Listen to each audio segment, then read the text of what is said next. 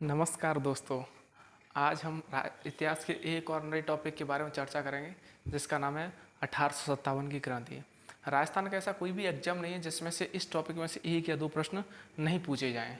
इस वाले टॉपिक में से हर एग्जाम में, जैसे कि आजकल राजस्थान अधीनस्थ बोर्ड का एक प्रकार से क्या बोलते हैं, एक तरह से क्रम चली गया कि मॉडर्न हिस्ट्री में से अधिक प्रश्न पूछता है, ना कि मिडाइवल हिस्ट्री में से। तो उसी में से एक टॉपिक आपका 1857 क्रांति है। 1857 क्रांति में से हम जहाँ तक हैं इसका पूरा प्रयास करेंगे पढ़ने का। और देखिए, सबसे पहले हमें 1857 क्रांति के बारे में सामान्य जानकारी होना आवश्यक है कि जैसे कि भारत का जब 1857 क्रांति हुई थी तो उस समय भारत का गवर्नर जनरल कौन था, ठीक है ना। उस समय बादशाह कौन था, दिल्ली की गद्दी पर किसने शासन किया था, उस समय क्रांति का मुख्य कारण क्या था, तात्कालिक कारण क्या था, क्रांति कहाँ से प्रारंभ हुई थी, क्रांति करने की प्रस्तावित तिथि कब थी और प्रारंभ कब हो गई थी, ये सभी जानकारी हम इस टॉपिक के अंतर्गत पढ़ेंगे। तो 1857 क्रांति के समय भारत की बात करें तो भारत का गवर्नर जनरल उस समय भारत का गवर्नर जनरल कौन था, लॉर्ड कैनिंग। ठीक है दोस्तों, उस समय भारत का गवर्नर जनरल कौन था, लॉर्ड कैनिंग था। बात करें उस समय मुगल बादशाह कौन था,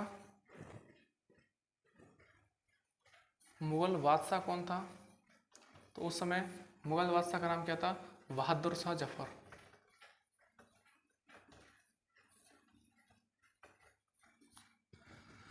देखिए, 1857 की क्रांति का मुख्य कारण क्या था, उस समय मुख्य कारण क्या था, या तात्कालिक कारण बोले या मुख्य कारण बोले, वो था चर्बी वाले कारतूसों का प्रयोग। 1857 की क्रांति से पहले एक बंदूक इस्तेमाल होती थी, एनफील्ड राइफल।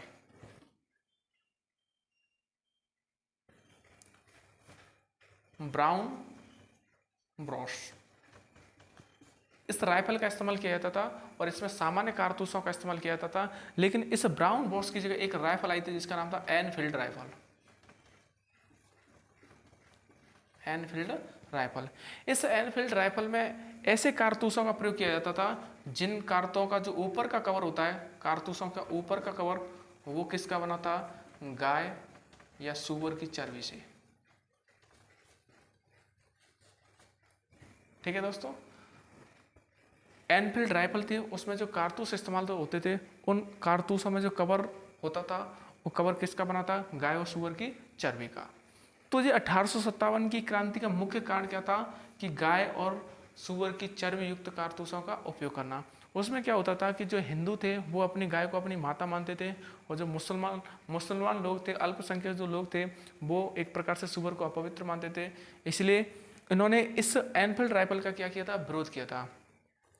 1857 की क्रांति का सबसे पहले जो प्रारंभ किया था, सूत्रधार किया था, वो एक मेरठ का व्यक्ति था, उसका नाम क्या था, मंगल पांडे। इसने सबसे पहले क्रांति की शुरुआत की थी और इसी को 1857 की क्रांति का पहला शहीद व्यक्ति माना जाता है। मतलब इनको क्या दी गई थी, फांसी दी गई थी।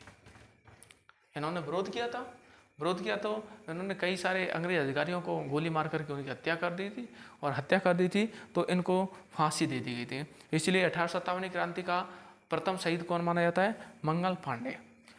अब देखो, 1857 की क्रांति के जो प्रतीक चिन्ह है, वो प्रतीक चिन्ह क्या है, 1857 की क्रांति के प्रतीक चिन्ह।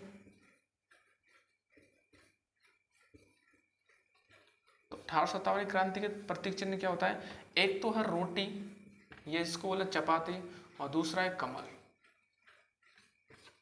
ठीक है दोस्तों, तो 1857 की क्रांति के जो प्रतीक चिन्ह है, एक तो क्या है आपकी रोटी और दूसरा क्या है, कमल है। ठीक है,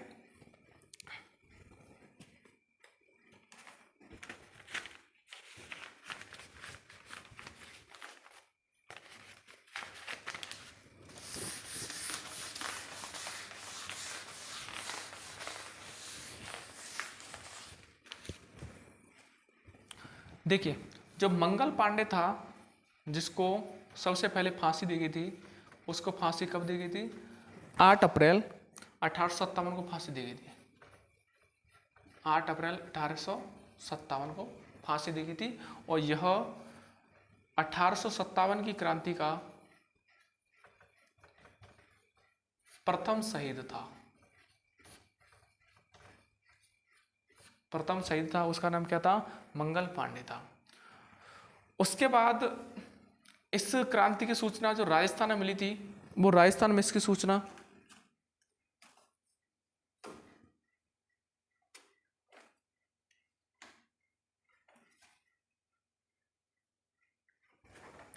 देखिए दोस्तों, राजस्थान में इस क्रांति की सूचना मिली थी वो 19 मई को मिली थी। 19 मई 1857 को राजस्थान में इस क्रांति की सूचना मिली थी। उस समय राजस्थान का AGG कौन था?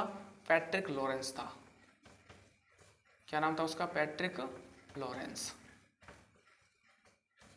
उस समय राजस्थान में छावनियां हुआ करती थी। राजस्थान में क्या हुआ करती थी? छावनी। और छावनियों की संख्या कितनी है? राजस्थान में छावनी थी और छावनी की संख्या कितनी थी? 6 छावनी थी। उनको याद कैसे कर सकते हैं? उनका एक तरीका है, ए व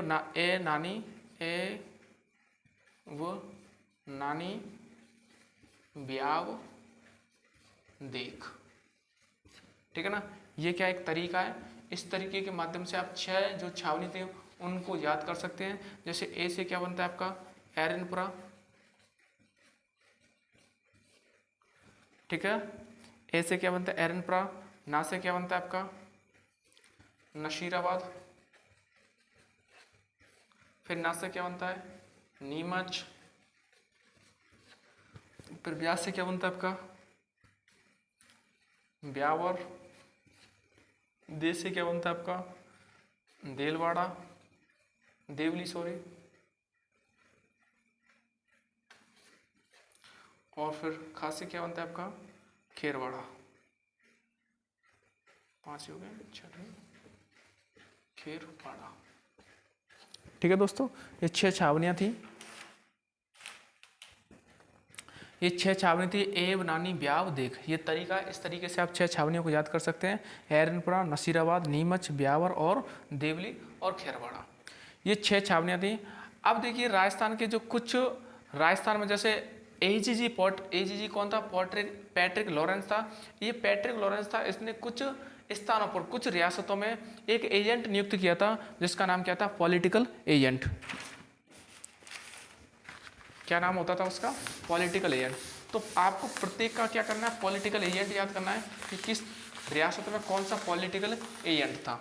देखिए जैसे कि बात करें, ये आपकी एक क्या है? रियासत है।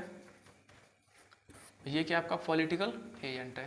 तो जैसे बात करें हम जयपुर की बात करें, तो जयपुर का पॉलिटिकल एजेंट कौन था? तो जयपुर का पॉलिटिकल एजेंट कौन था? मेजर ईडन, या इसको ले कर्नल ईडन। कर्नल ईड। ठीक है ना? जैसे आपने पढ़ा होगा, मैच वगैरह देखते होंगे, तो कलकत्ता में एक गार्डन है जिसका नाम क्या है? Eden garden. तो ऐसे ही अपने जयपुर में एक गार्डन है, उसका नाम क्या है? रामनिवास गार्डन या रामनिवास बाग। ठीक है ना?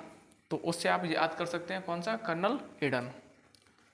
दूसरा है आपका जयपुर, उसके बाद आता है भरतपुर। भरतपुर क्या है? मॉरिसन। भरतपुर के का नाम क्या है? मॉरिसन। इसको कैसे याद कर सकते हैं कि जैसे भरतपुर में क्या है? घनापच्ची बहार है, और घनापच्ची बहार में क्या पाई जाती है? बहुत सारी मोर पाई जाती है। तो मोर से क्या बन जाएगा आपका? मॉरिसन बन जाएगा। तीसरा बन जाएगा आपका, तीसरा है आपके उदयपुर। उदयपुर का कौन है? उदयपुर के आपके मेयर सावर। Mayor showers. ठीक है दोस्तों, उसके बाद उदयपुर के बाद कौन आता है आपका? जोधपुर। जोधपुर के कौन है आपके? मेघ मोशन। और उसके बाद कौन है आपका? सिरोही। सिरोही को ध्यान करना, सिरोही के कौन है आपके? JD hall. और उसके बाद आप ध्यान करना कोटा। कोटा में मतलब कोट में क्या होते हैं? बटन होते हैं, मतलब इसका नाम हो जाएगा मेजर वर्टन। ठीक है दोस्तों, ये चीज़ आपको ध्यान करनी है। इससे आगे पढ़ेंगे हम कल नेक्स्ट क्लास में।